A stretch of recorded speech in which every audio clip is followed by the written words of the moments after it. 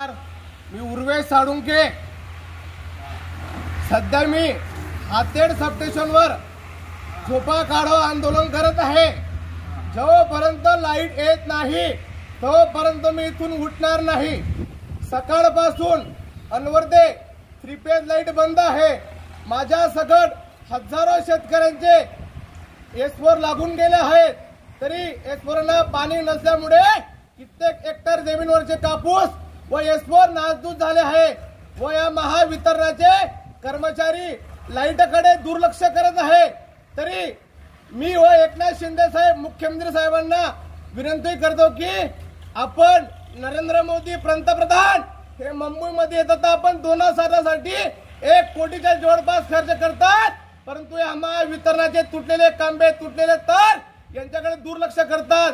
एखादा नेता तर राज्यात आला त्याच्यावर स्पर्श करण्याऐवजी शेतकऱ्यांसाठी जी सामग्री लागणार आहे त्यांचे ते लाईट पोल व इत्यादी त्यांच्याकडे खर्च करावा व हा कोट्यवधीचा खर्च थांबवून महावितरणाने खराब पोल व खराब तार दुरुस्ती करावे। मित्रांनो, मी उर्वेश साळुंखे हातेड सबस्टेशनवरून बोलत आहे। किमान सकाळपासून 10 वाजेपासून अनवर्दा 3 फेज फील्डला लाईट गेलेली आहे, परंतु महावितरणाचे दुर्लक्ष आहे। एकूण माझ्या सकट कित्येक तरी शेतकऱ्यांचा एसफोर लावून नासधूस झालेला आहे। या नासधुसाची भरपाई करेल कोण? एक आमदार 50 कोटी घेऊन पडतो, परंतु या महावितरणाच्या डोंगेना कारभारकडे कोणीही दुर्लक्ष करतो।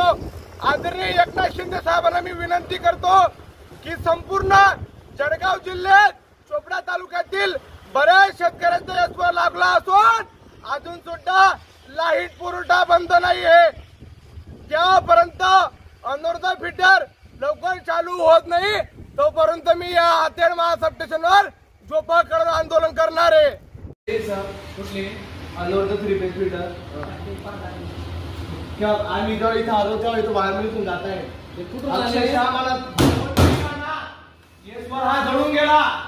1-2 मिनिटं बोल। माझ्यासारखे एकूण किती शेतकरी पडलेले आहेत? मग तुम्हाला जास्त साहेबांना सांगून जास्त कर्मचाऱ्यांना लावून लाईट लवकर दुरुस्ती करता येत नाही का? बॉस, मी तुम्हाला विनंती करतो, तुम्ही एक शेतकऱ्याचा वर्ग आहे, असं एक दिवस दररोज लाईट राहते बॉस। जोपर्यंत अनवर्दा फीडर 3 फेज लाईट येत नाही तोपर्यंत मी तो झोपून राहील। बर